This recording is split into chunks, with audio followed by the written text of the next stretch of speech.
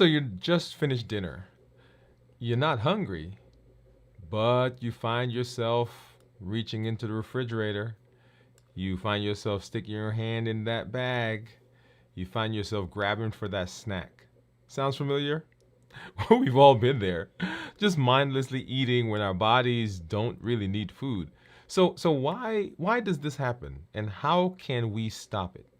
Today we're continuing our series talking about the COPE model. That's COPE, that gives us a mechanism for being able to identify and to deal with when we're eating when we're not hungry.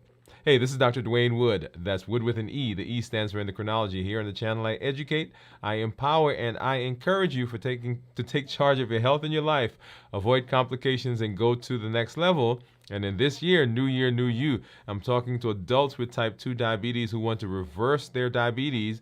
And here is the place that we are doing that. If you are new to me, go ahead and put new in the comments because I'd love to welcome you with a hand clap and some music, and let you know that we are happy that you are in this space. If you have questions, go ahead and drop those in the comments because we'd love to get to those. Make sure you put a Q in front of those questions as we get into the evening. And you know how we do it here, right? So I've got some monitors that we're going to take a look at here in just a minute. And I've got those off to the side. My Keto Mojo, my Contour, got some test strips. And then, of course, right down below, that is my Dexcom Clarity Report that we'll take a look at as we get into the rest of the show. I do see some of our community members out there, so I want to hop over and say hello really quickly. I see Pamela. Teresa, sorry, first of all. She says, hey, doctor and everyone. And then Pamela says, hello, Teresa. And then, of course, Steve is saying hello. So I'm going to do something here. And the last time I was on, I said I couldn't bring you guys on. So I'm going to bring you on in a different way so we can actually just see all of your comments. There you go. Teresa is saying, hey, doctor and everybody. Hello, Pamela. And then Steve saying, hello, ladies. Glad that you guys are there. And then let's see.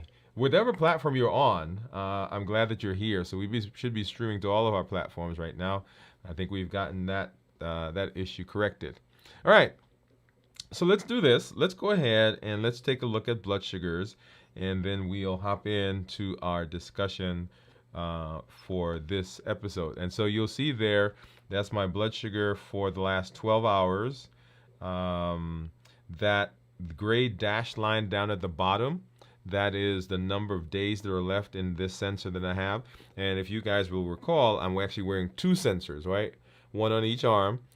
This one actually is the Dexcom, and this one is the Libre. I think this is a Dexcom G7. Yeah, Dexcom G7, and this is a Libre Plus. Sometimes I forget which what I have on. But anyway, so I've got those there. And so that's the number of days that's left in the Libre. And above that, you'll see a green area with a little white line, that squiggly line that's going through it. And that is where my blood sugars are. So you'll see for most of today, my blood sugar actually was right around 100, 100, 100. And then I ate lunch. And then it went up to about 150, maybe almost 150.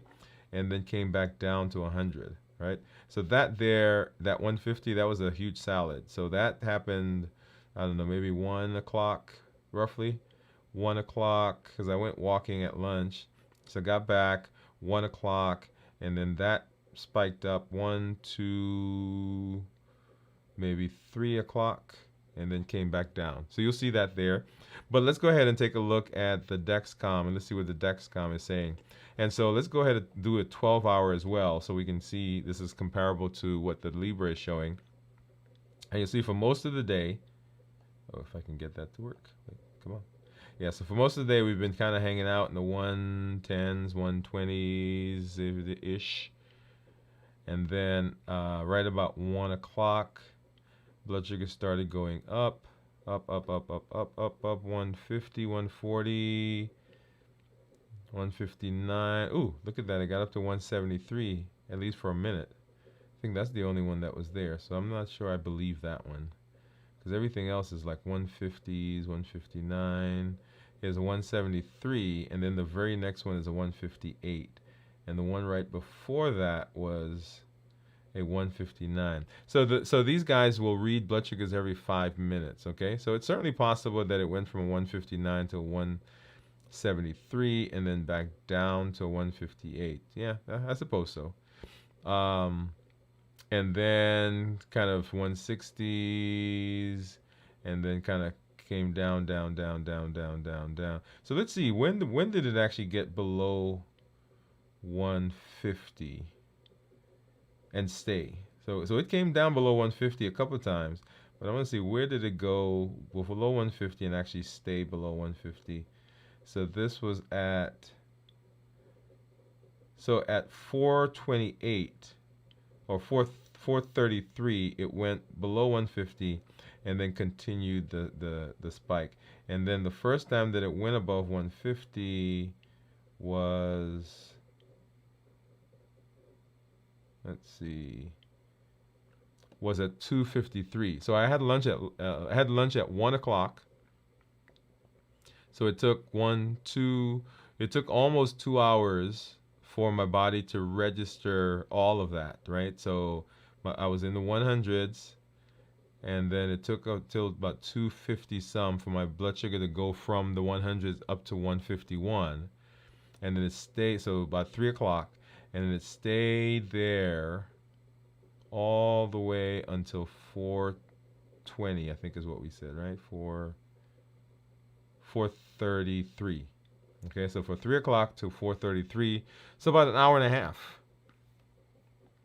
All right, so it took about an hour and a half. So it took about 2 hours for the food to register, and then it took about an hour and a half for the blood sugar to be above 150 and then back down below 150. So I've set my alarms to show up at 150. So that's why that is doing what it does there. Because I want to know. I don't want my alarm to wait until I get to 180. So typically the settings are 70 to 180. I don't want it to get to 180 before I know. So it alarms sooner for me, and I like it that way. All right, so then let's go ahead and let's hop over and let's take a look at what my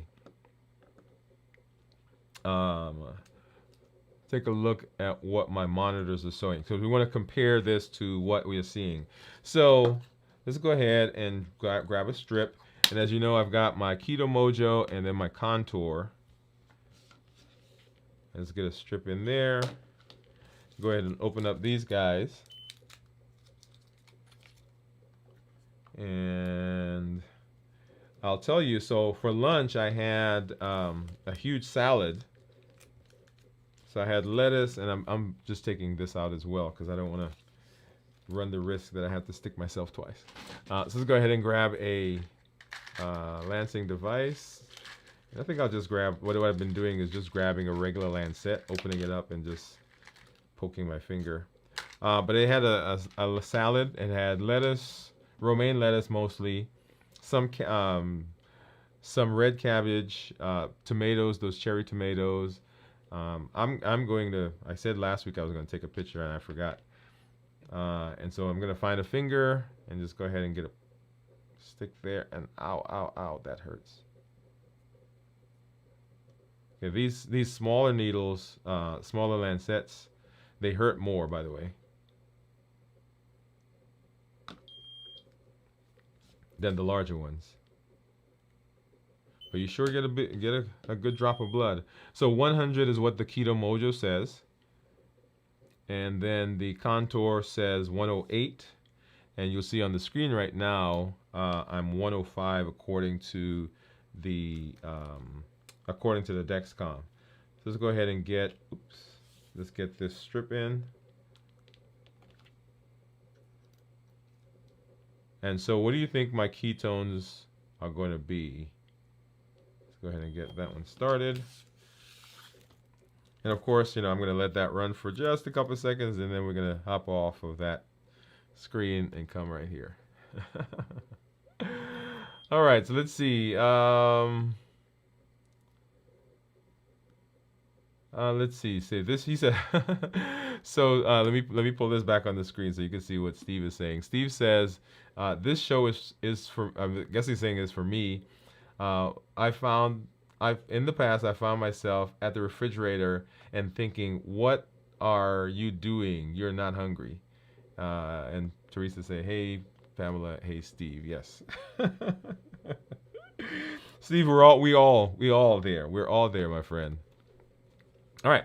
So let's hop over and let's get to talking. So by the way, if you've not already done so, go ahead and you recall last week we introduced the refined version of our COPE model, COPE: clarify, observe, pause, and execute. And today we are actually going to be dealing with the C in that COPE model.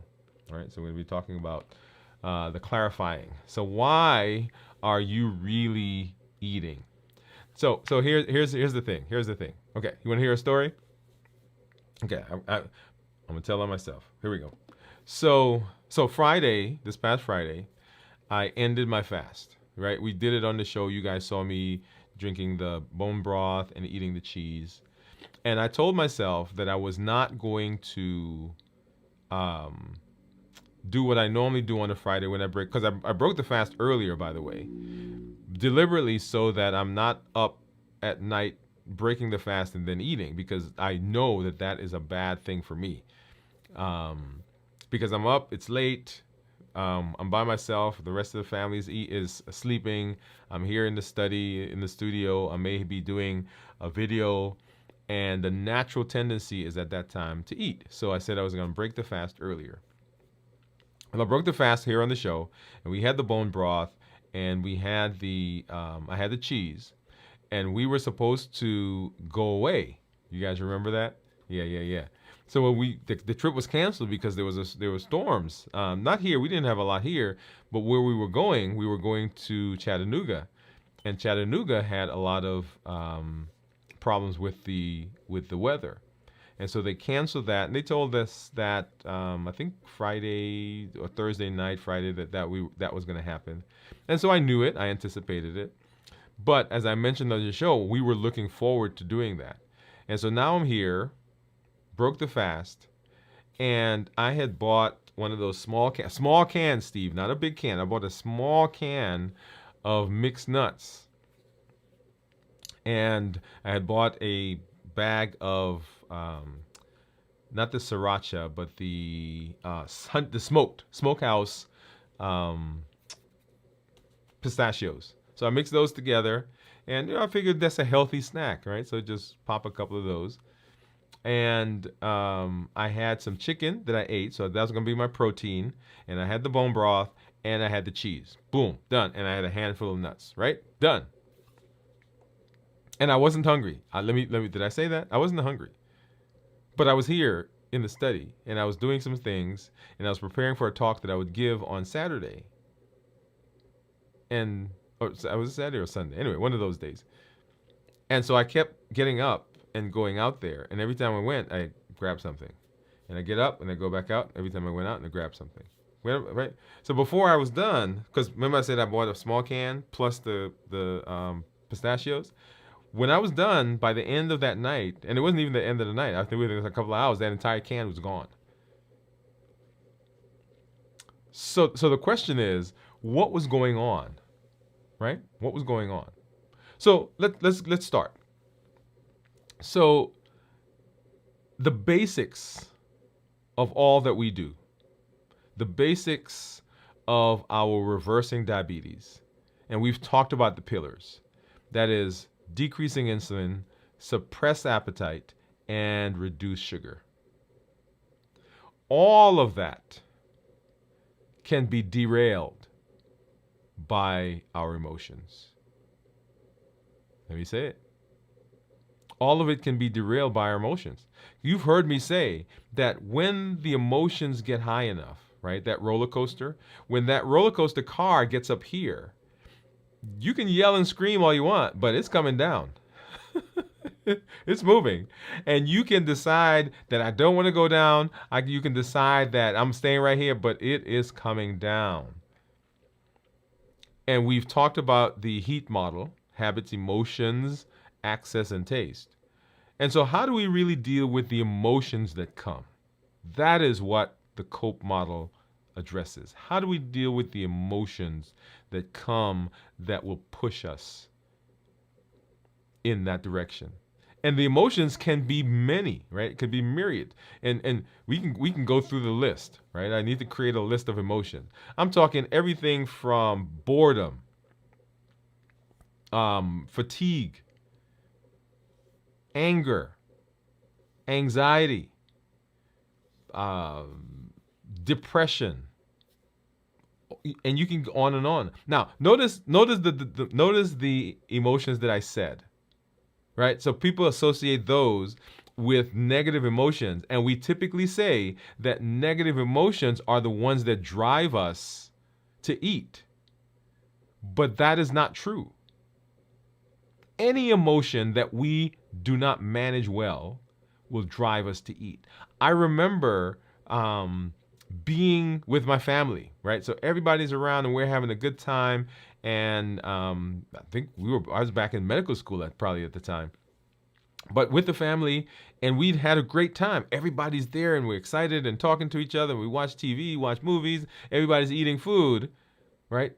And I was just so excited to be with everyone that I could not, at the end of the night, I couldn't turn it off. I didn't know, what do I do with it? And you know what you do with it? You eat. Because it's a buffering behavior. The buffer does not care what the emotion is. All it knows, all your brain knows, is that this is the thing that for the moment gives me some calm. And the cope, clarify, observe, pause, and execute gives us a mechanism to be able to deal with that. So cope. So clarify. Clarify is the first. So the question is, why are you really eating? I'm going to do a deep dive into clarify, right? The foundation, and it's the foundation for emotional control. That's what we're going to put that there. Okay. So the purpose of this step, and this is the clarify step. The purpose of this step is to make sense of your emotional experience by identifying the external event. What happened? So what is it? We'll talk more about that. And then your internal thought. Because remember, the event has no meaning. It has no power until you have granted it a thought. Once you give it a thought, then boom, there it is. It's kind of like Frankenstein's monster, right? It's an empty shell, and it's there until you give it life. It's kind of like in the Marvel movie, right? Remember Jarvis, and they take him and they create the robot, which actually turned out to be Vision at the end. But Vision is a lifeless form until they infuse it with life. So that event has no power. It has no meaning until you give it meaning, and then it takes on a life of its own. Okay? So the event, and then your internal thoughts. That is how you're interpreting it.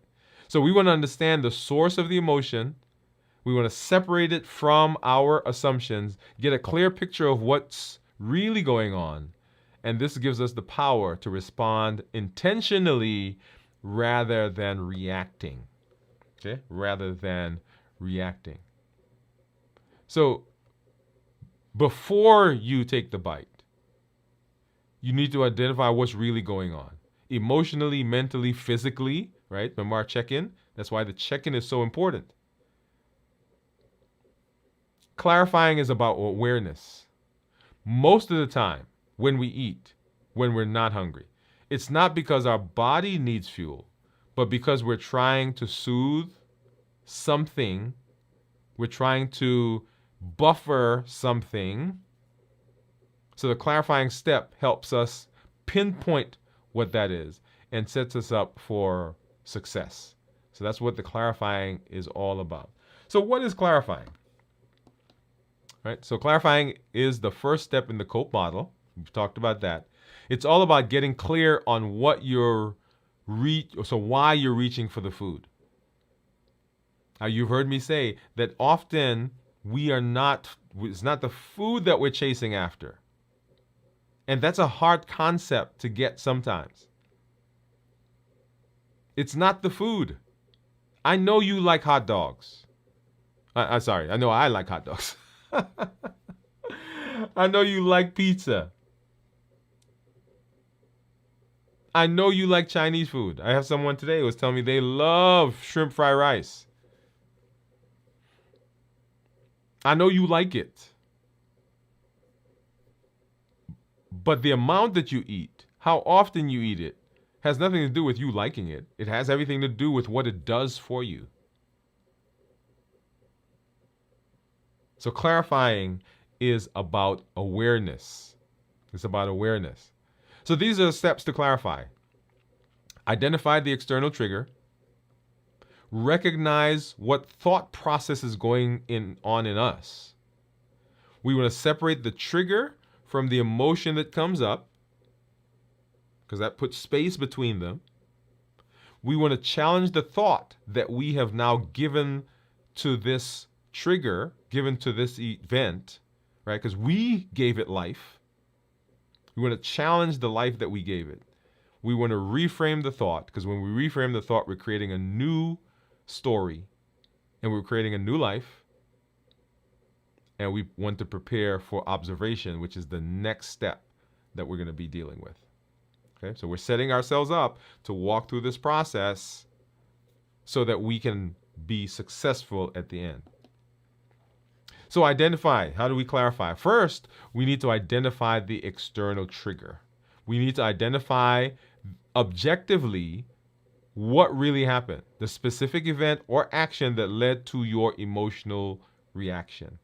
So let's go back to my example.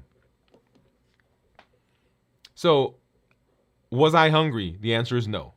Okay. So the premise that we're going on in most of this, and I think most of you will agree, that often you are not hungry. Right? So we need to understand the difference between hunger and appetite as well. Right? So on our website, we did a show, we did a blog on the difference between hunger and appetite. And we did a show, I don't remember when that was, but we did a show on hunger and appetite. So make sure that you are watching that, because you need to understand that just because your stomach is growling does not mean you're hungry. Growling stomach simply means it's empty. Now, it can show up growling when there is true hunger, but you've got to know the difference. If you just finished eating, if you just got up from the table, you can't be hungry. But sometimes the stomach is growling. Okay? So we want to identify. So I know I was not hungry. So as I get up and I'm going in and out, the question that I've got to ask myself is, what is causing it? What is going on inside of me that's making me reach for that? And what do you guys think was going on? Right? I was feeling anxiety, because remember, anxiety comes from the future. Worry and stress comes from the present. And depression comes from the past. So I was anxious about the talk that I was giving. Right? I was still kind of trying to formulate how I was going to put this together. I had all the information, but how do I put it together in this specific instance? So that was the emotional trigger. That was the emotional thing that was going on. I was anxious. Well, I'm not even going to say anxious yet. The event was this project that I was working on, this talk that I was going to give. The fact that I was putting it together, that I hadn't quite formulated it yet totally. So that's the event. So then the question comes, right? Right? So we want to anchor our emotions to the actual event that caused it. So whatever was going on within me had nothing to do with food. You guys got that? So it had nothing to do with food. Whatever was going on within me had everything to do with the project I was working on.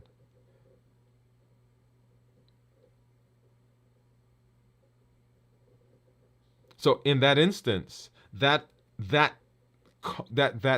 brings me down back to reality. Here's the thing. Now that thing I could touch, I could feel, I could adjust, is a real thing now, not just some nebulous thing in my head. So we want to identify that external trigger. We want to realize that it's not the food. And then we want to ask some questions. What just happened that triggered my emotions? What is going on? Right? Steve said that he finds himself in front of a refrigerator thinking, what are you doing? You're not hungry. Great question, Steve. And so pushing that further is, I have that thought. Now I've got to figure out what it is. Is there a specific event? Is there a conversation? Is there a situation? Is there a feeling? Is there whatever's going, whatever? So I got to tease that out.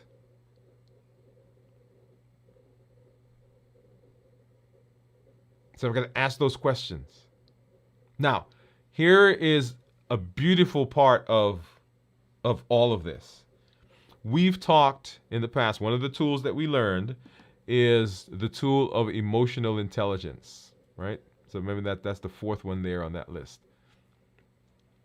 Emotional intelligence says that we are mindful, that we are developing a mindful process. We're learning ourselves. We're learning how we respond. We're learning how our body, our thoughts, our mentation. We're learning how different situations, different foods affect us. We're learning how our boredom and our fatigue affects us. Emotional intelligence. So in order for us to be able to process, we have to have emotional intelligence. And all of this kind of winds and blends together. So that I now understand, right? And we'll detail this more. I now understand that when I am in the process of preparing a talk, when I'm in the process of getting that together, I've got to be mindful of how I'm doing that. And if I find myself in that space again, right, I've got to say to my brain, I've got to get my brain to say to me, hey, wait a minute. You remember the last time this was going on? This is what you were feeling. It wasn't the food. It was this thing that was causing it. So how do we change that? So notice what just happened. By identifying what the trigger was, separating it from the emotion, and we'll come more to that in a minute, then I'm able to deal with the actual thing. Remember, it has no life until I give it life. Number 2, we got to recognize our thoughts. Your thoughts or your internal dialogue can amplify, distort, or reshape the emotion that's tied to that event. What that's saying is that you infuse power into the event. Now, the talk that I was giving, the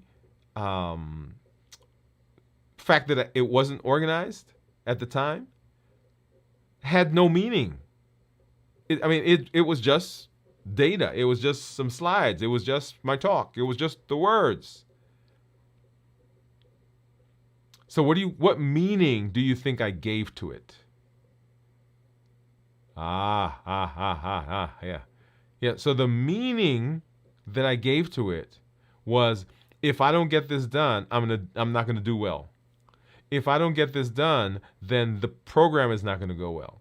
If I don't get this done, they're going to be disappointed. If I don't get this done, right? And so all of this is going through my head. So it's not even the fact that the talk was not together.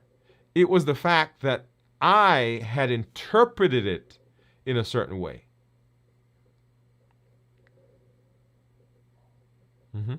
That conversation you have with your boss, where he says or she says, hey, this report that you gave me, I like it, except on page da da da da, I would have done this differently. That is constructive criticism. But sometimes we interpret that as, hey, wait a minute, he doesn't like it. He doesn't like me. Right? So we'll come to that in a minute. So once you identify the trigger, the next layer of clarification is to recognize the thought patterns that follow that event. The thoughts, they can be rational, that's aligned with reality, or they can be distorted or exaggerated.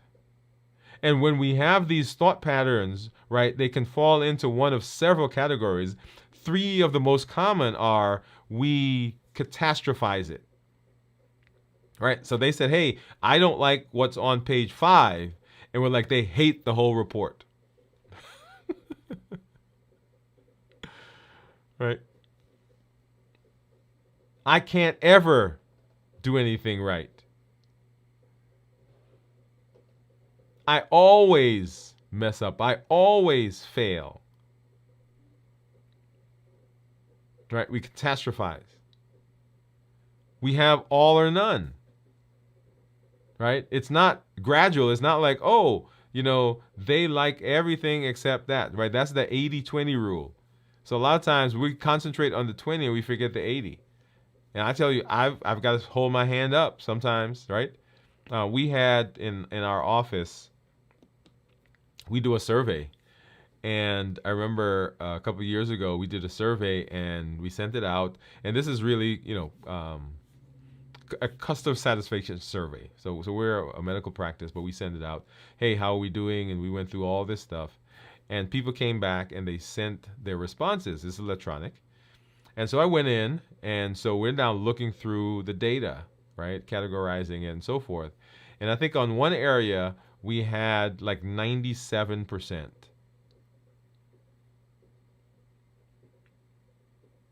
And you know what I said? Hey, what about those 3 people? Or those 3, it wasn't 3 people, it was 3%. So I wanted to go look at the 3% and see what they said. Because my brain was willing to accept their evaluation to the exclusion of everything else. So all or none. There's not, oh yeah, there's some places for improvement. It was like everything is bad.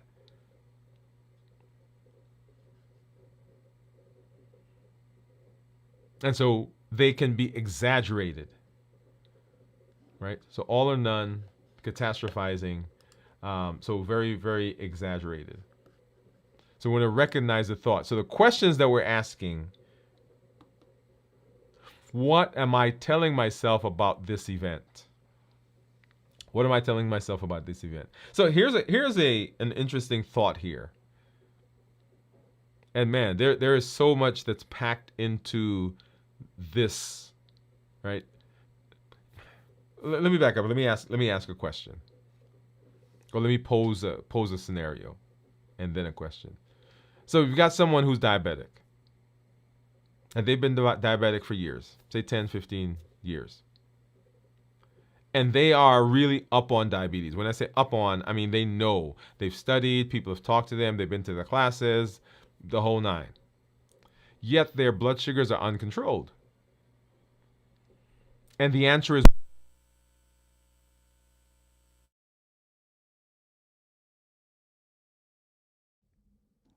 I lost my other mic. And the question is why? Why are they uncontrolled? Because they know they've been to the classes.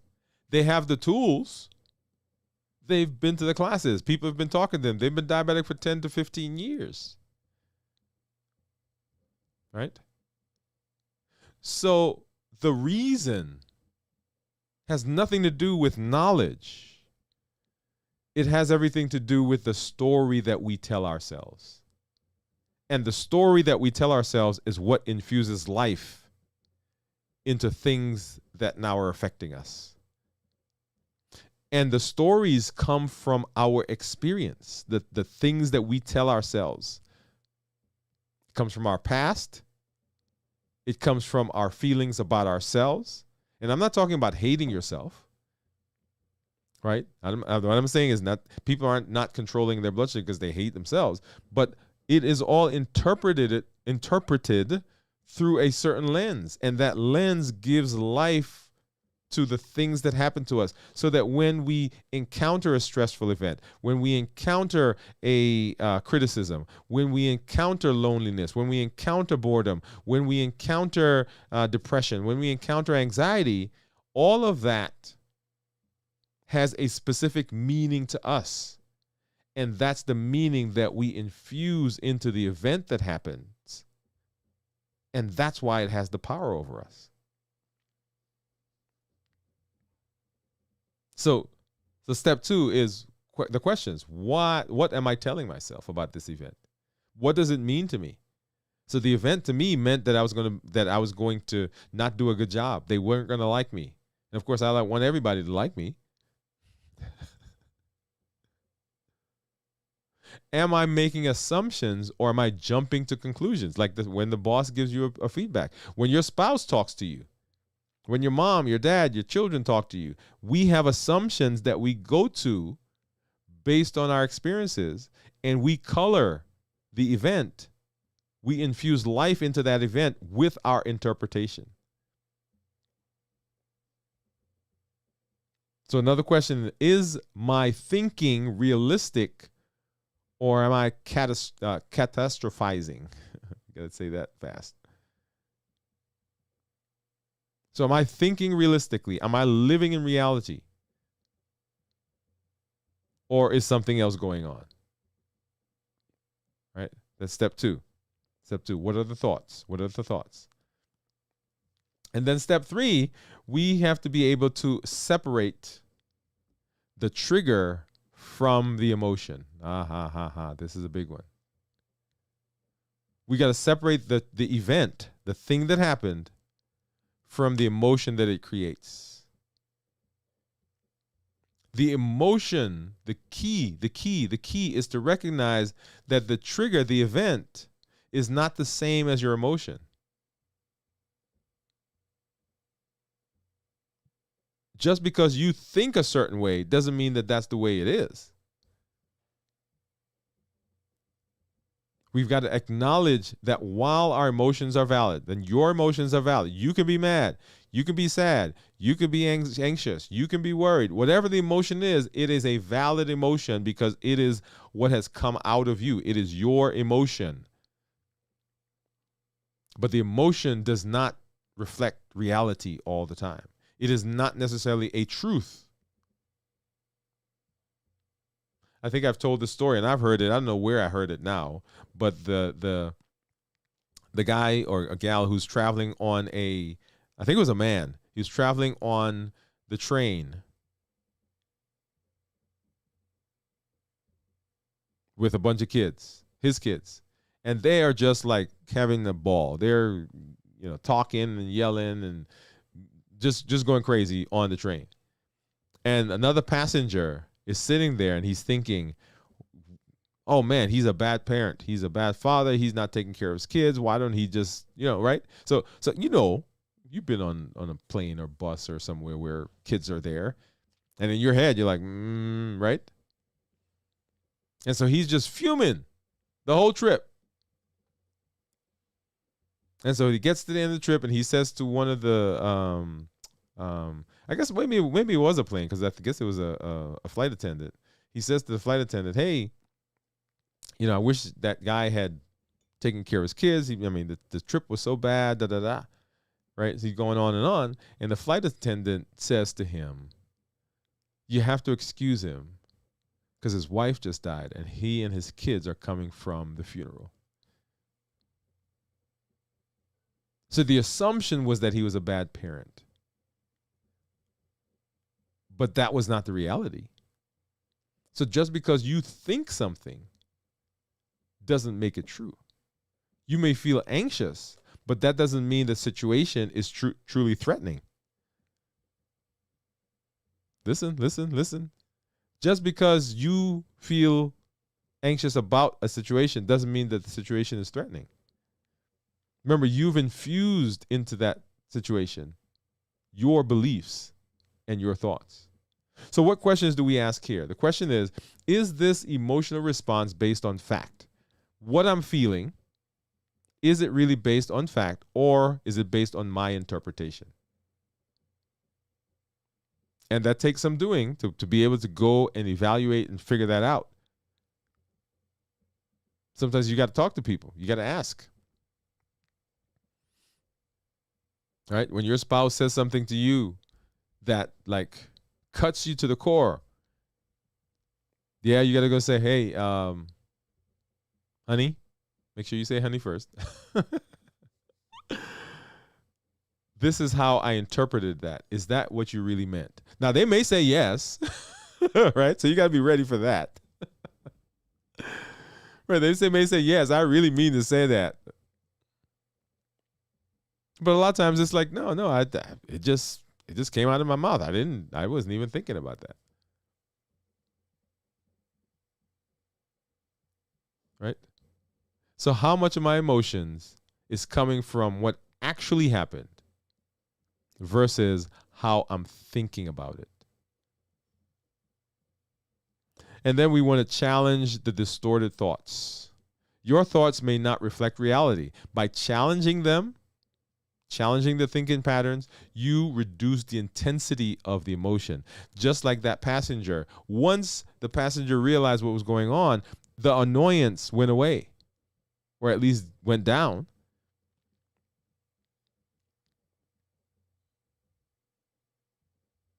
Right. So once you change the story, once you change the meaning, then it loses its power. And when it loses its power, then the intensity, the drive, the yearning, the craving is going down. Yeah. Right? So there are several types of distorted thoughts, and I think I mentioned a couple of these. Number one, catastrophizing. So thinking in extremes. Everything is bad. All of it's bad. Everything is, right? So all of it. The whole report. I can never do anything right. I never say anything right. I can never.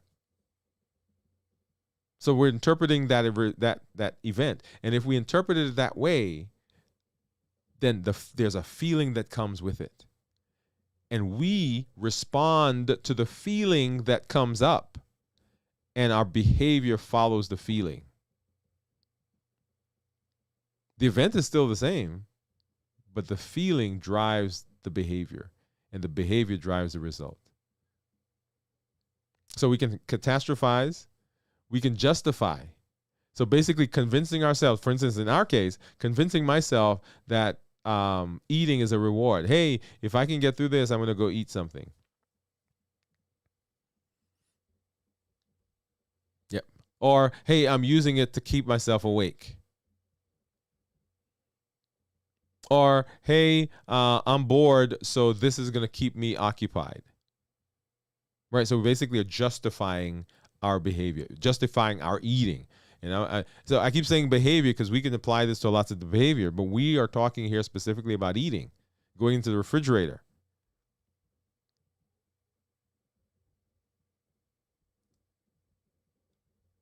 Right? So catastrophizing, justifying, and then all or none. So if I don't eat now, I'll never eat again. I think I mentioned, and I did said this in my in the talk I gave this past weekend. When we're dealing with addiction and recovery, and people are in the position where they are thinking about slipping. When I say thinking about this, not that they okay, I'm going to go slip. It's like they're in a situation where it's possible. The idea there is not, hey, I need you to not slip for the rest of your life or for the next year or for the next month. I need you to not do that right now. You can do it. You can do it a moment from now. You can do it next week. You can do it an hour from now. But right now, I need you to not do it. But sometimes we think in the extreme, all or none. So that if I don't have something now, if I don't eat something now, if I don't right now, then I'm never going to do it again, be able to do it again. And so we have that all or none thinking. That's another distorted thought process that we have. And so what are some questions that we're asking ourselves? And some of those questions are, is there another way to view this situation? Okay, so I've identified what it is. I'm sitting here. I am working on my project. I'm working on the talk. The talk is not quite the way I want it to be. And so I have interpreted that as a failure on my part or an embarrassment when I give the talk or things won't go well. And I've separated it to understand that the talk is different from my emotion. My emotion is valid. The anxiety that I feel is valid. But the talk is a concrete thing that I can do something about. And so is there another way for me to view this situation? Okay, what's a more realistic interpretation? A more realistic interpretation is, hey, dude, you've got another 24, 36 hours. Okay, let's get it done. And you're going to do well because the knowledge is there. The information is there. Am I jumping to conclusions or making assumptions? Yep. What's the evidence for or against this thought that I have? That if I don't do this just right, that forever, for the rest of my life, I'm going to be branded as the terrible speaker, as the guy who came and didn't do well. What's the evidence? Is this totally, or is this thought reality, or is it true? And what's the worst that can happen if I don't act on this thought? So if it is true, let's just say, hey, it is true that, I'm going to be like the worst speaker that ever came. And what I'm going to do is I'm going to eat to soothe that. What would happen if I didn't eat? I'm not going to die. Right? So what's the worst that can happen in that situation? And then we want to reframe. We want to reframe our thoughts. We want to replace the distorted thought with more balanced, reality-based interpretations to manage the emotional reaction. Hey. I got to come to this one. Reframe. So reframing is really creating a new story. Essentially, that's what we're doing. There's a story that you've told yourself based on what's going on. And you are responding, you have an emotion that you have created, right, based on your interpretation of the event, and you've now infused that event with power. Because remember, it has no power, it has no life until your interpretation is infused into it. Now it generates a response in you. It generates an emotion in you. And your emotion now is going to drive your behavior. So what if the event happened and I changed my interpretation? So in my case, right, here's a silly one. Hey, my project, my talk is not going to be done. Well, they don't like good talks anyway. No, that's a silly one. But you get the idea. I'm creating a new reality. I'm creating a new story. And the beautiful thing is that the brain is so powerful that it will adjust what it thinks. It will adjust its perspective. It will adjust what it looks at and what it tries to surround you with to make what you are now telling it true.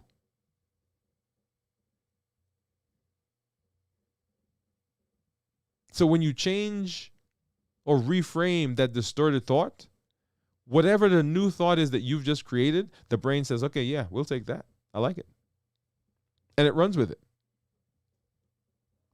That becomes the new reality.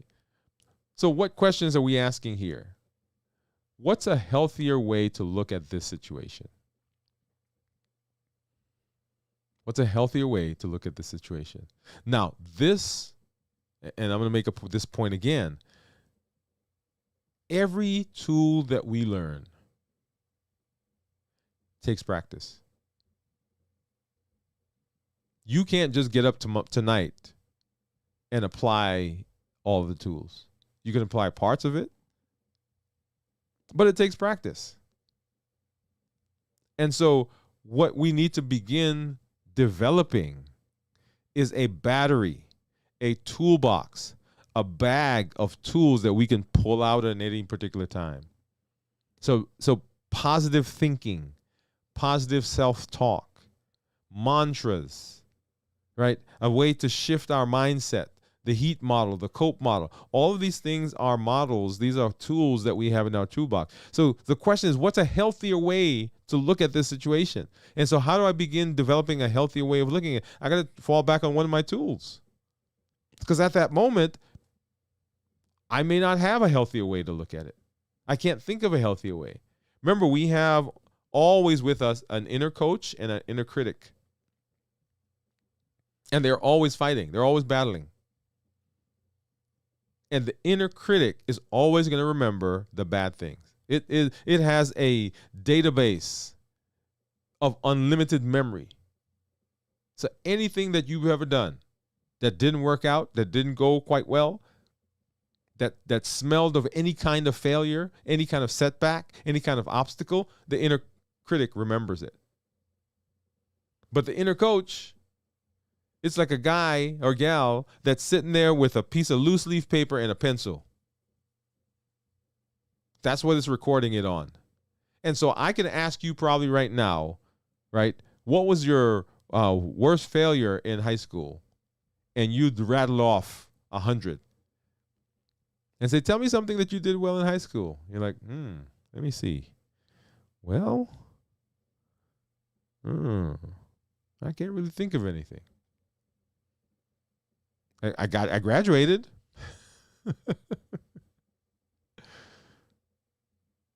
So a tool for strengthening the inner coach is journaling. Write down the stuff that you do well. Celebrate the things that are going well. Journal about it. Celebrate it. Notate it. Document it. So that you can go back now and you can open that book and say, okay, boom, there it is. The same thing here. Because the stories that we tell ourselves are based on what the inner critic is telling us. And how do we balance the inner critic? We balance it by strengthening the inner coach. So that at any particular time, one of the tools is go open your journal and read through the journal. See, okay, you want to get a success journal, right? Here are the things that I do well. Here are the things that right? So when the inner critic is saying to you, you never do anything good. You can never write a report. You're never going to succeed. You never get benefits, right? You're going to go, hold on a second. Wait. Let me go look at my journal, open up the journal and say, well, wait a minute. Last year I did this. And this year I did this. And this is a success. And that's a success. And this is a success. And that's a success. And so notice what just happened. Right? We've changed the dynamic because we've strengthened our inner coach. So one of the tools. How can I handle the emotion without turning to food? Whoa. Okay. So this is the crux of the matter. And this is the decision point for people who are drug addicts, alcoholics, people who are sexaholics, people who are foodaholics, people who think they just like food, people who gamble too much, right? This is the crux of it right now. How can I handle this emotion without turning to food? I'm going to write this down because we might have to come back and do a whole show on this. But here's a thought. Here's a thought. If you don't eat right now, you're not going to die. It's number one. I want you to understand, right? And I'm not being flippant, and I'm not negating the urge or the drive. If you don't eat something right now, you are not going to die. And I'm not talking about people who are starving, right? We're talking about here in our space. So that's the first thing to understand. Number two is to understand that it's okay to feel uncomfortable and not eat. Sometimes we are so used to pacifying, buffering, removing ourselves from the uncomfortable that we never learn how to be in an uncomfortable situation and tolerate it. This goes back to the baby. I think I told this story before, right? So the little baby who's born, and we put him in the bassinet, and the baby's crying. Well, one of the things that the baby has to learn is how to self-soothe, how to soothe themselves, how to be in an uncomfortable situation and be okay. And many of us as adults have not learned that. So if I don't eat, I'm not going to die. And it's okay to be uncomfortable and not eat. And food is not going to solve the situation. So eating, as many times as I went out there and ate the nuts, I still have the project to do. I still had to put the talk together. It didn't solve my problem.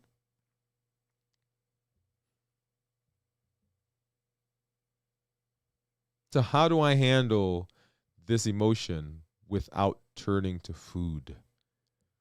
And that's what the COPE model is going to help us do. But first, we've got to understand, what is it? What is it that's triggering it? We got to understand that it's not a part of me. It is the thought that I'm giving life to that event.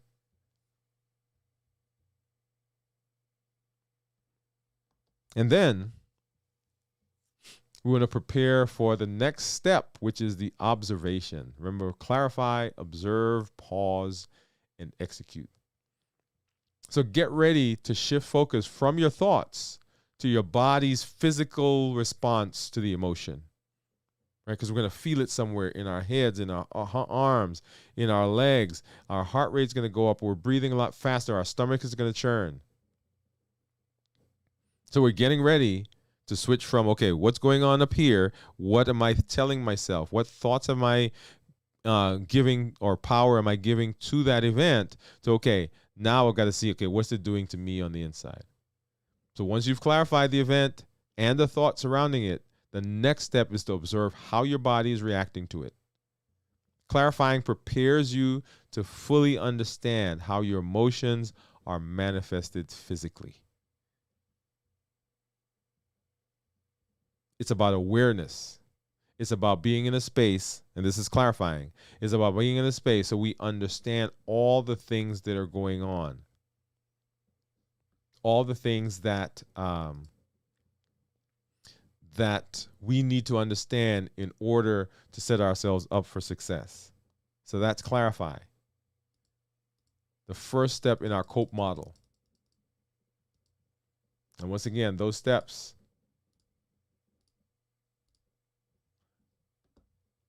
are: identify the external trigger, recognize your thoughts, right? So the event happens. What thoughts am I having that infuse that event with power? We want to separate the fact, separate the trigger, the thing that happened, from the emotion. They are two different things. I can do something about the trigger. The emotion is valid, but it's not reality. I want to challenge the distorted thoughts, all or none, catastrophizing, justifying. I want to reframe the thought because now I'm telling a different story. And I want to prepare for observation, which is our next step in the COPE model. Amazing, amazing. I love it, love it, love it. I love this stuff, y'all. I'm telling you, this changes how I do things. This changes how I think. It changes my behavior. And it takes practice, practice, practice, practice, practice. All right, so let's hop over and let's take a look at my report, which has just logged out. So let me go ahead and log back in. Let's see. So if you guys are out there, have you had occasion? I know Steve said that he had some things happen. He was in the refrigerator. Let's see. Steve says, "Hey Pamela." Okay, let me do this first. I'm going to put that up first before we go to my report. Okay. Hey Pamela, Publix has Planters nuts. Buy one get. See, Steve, why you had to say that? Why, you just messing me up. I picked up a large can of cashews today and a can of macadamias. All right. So do you really have to tell me that, Steve? Exactly. That's what I'm thinking, Pamela. Right? He didn't have to tell us that. It was a bad habit. LOL. Pamela says, my public offers ends on Tuesday, so we couldn't resist the price. Oh, Steve says that. So don't make me go. Public is 5 minutes away. I need to actually go to Publix to get something, so maybe I'll stay in tonight. Teresa said, I love public BOGO sales. Me too, says Pamela. Gotta save money nowadays. So I haven't had an appetite for much in the last 4 to 5 days. No appetite. Only eating a little once a day. Is that okay? So Pamela, good question. Depends on what's going on. Okay, so if you are on medication that's doing that, then yeah, because that's what it's supposed to do. She said, I'm not sick, just not hungry. One of the things that happens sometimes is with the fasting, if people are fasting, is that, during their non-fasting days, if they are not stimulating themselves with lots of carbs and highly processed foods, then their appetite actually goes way down. Right? So that's one of the benefits of fasting. Steve said, Pamela, my wife and I eat one meal a day. And then it's just Jennifer says, hey, howdy y'all, just logged on. Hey, Jennifer, welcome. Thanks for stopping by. Okay. All right. So let's go ahead and let's take a look at report, which is up now. And let's hop over let's look at this view. Okay. So you'll see there that my average is 127. And that is a 14-day average. So 127. My time in range, 91%, 70 to 180 is my target. Glucose management indicator is 63, right? That means if I were to get, based on these numbers, that's what my A1C would approximate. I'm going to look at the 90-day because that's the one that's more accurate probably. And so 135 is what my average is. Glucose management indicator down here at 6.5. In target 86. Target 70 to 180. And so I'm going to be getting my A1C done here in the next couple of weeks, right? So we'll be able to see what the A1C is correlated with what this average is, right? So that's one that we'll kind of review. I'm not sure which show we'll do that, but once I get it, we'll bring that on. Yeah, I'm setting up to see my doctor here in a little bit. Right. So if we look at my daily graphs,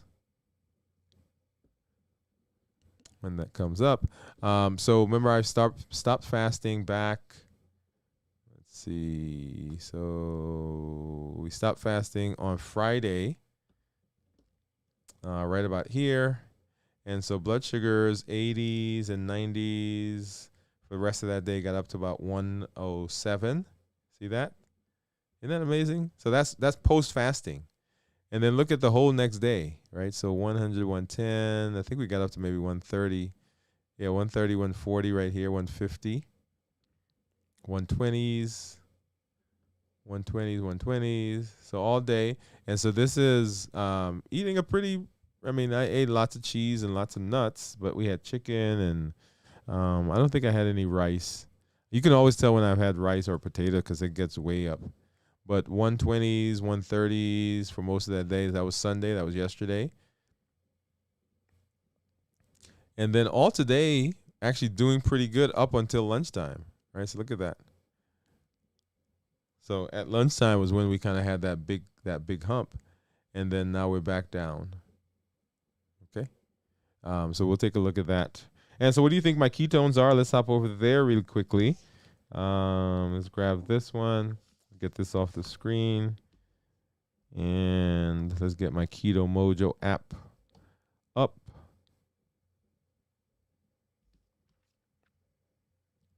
Keto Mojo, get this off and go ahead and start it up. And we'll see that come out. And boom, boom, boom. All right, let's sync. So what do you think? What do you think? What do you think? Drop it in. Drop it in the chat. Drop it in the chat. What do you think it's going to be? All right, let's see. Okay, so 100 was the blood sugar, and then 0.2 is the ketone. Remember, ketones less than 0.5 considered normal, which is where I am. 0.5 to 1.5 considered nutritional ketosis. And then, of course, above 1.5 considered therapeutic ketosis. All right. So I do want to say one thing, and let me see if I can pull this up really quickly. Let's see, what's the best way to do this? We did meet a milestone today. And so thank you. Shout out to all of you who helped us achieve this. Let's see. How do I grab that? And so the milestone was that as of today, we have reached 4,000 subscribers. Actually, now we're actually over 4,000 subscribers here on the channel.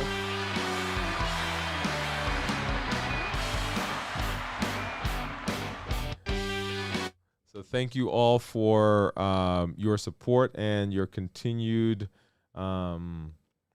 engagement. Right. So this is all due to you and all the other folks that are out there that are coming on and finding value. So thank you for everyone who has come through and are a part of this. Yeah. Just very excited about that. I think we're actually over 412 or something like that right now. So yay. Okay, so Jennifer's saying hi to everybody. So Teresa said she thought my ketones were going to be 0.4. And Teresa is clapping. Congratulations from Jennifer and from Pamela. Thank you all for that. Oh, Jennifer, let me see. I missed your message up here. She says, "Hey Jennifer, missed you. Glad to see you." This is from Teresa. And Jennifer said, "Busy canning apple pie." Jennifer, okay, I'm putting that on the screen. Where is it? There we go.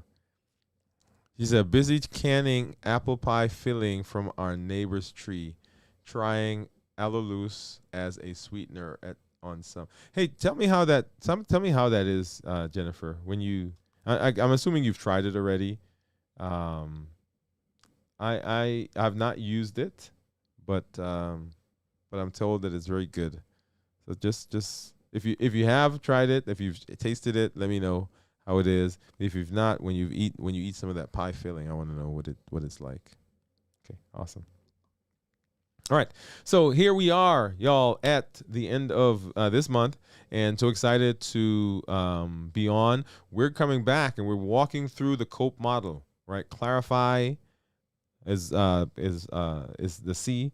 We are observing, pausing, and then executing, right? So make sure that you join us. If you've not already done so, go back and watch the show where we introduced it. We refined it last week, and now we just finished Clarify, which is the very first component of the COPE model. This is a model that helps us to identify and to put grounding into the things that push us. Where we've talked about the heat model. The model tells us what the things are, but the COPE allows us, it gives us a mechanism, a tool for being able to overcome those triggers. Right, so that's what we're doing here. As always, I'm glad that you're here. Here, remember, we educate, we empower, and we encourage. We educate with the shows, with the blogs, with the podcasts that we do.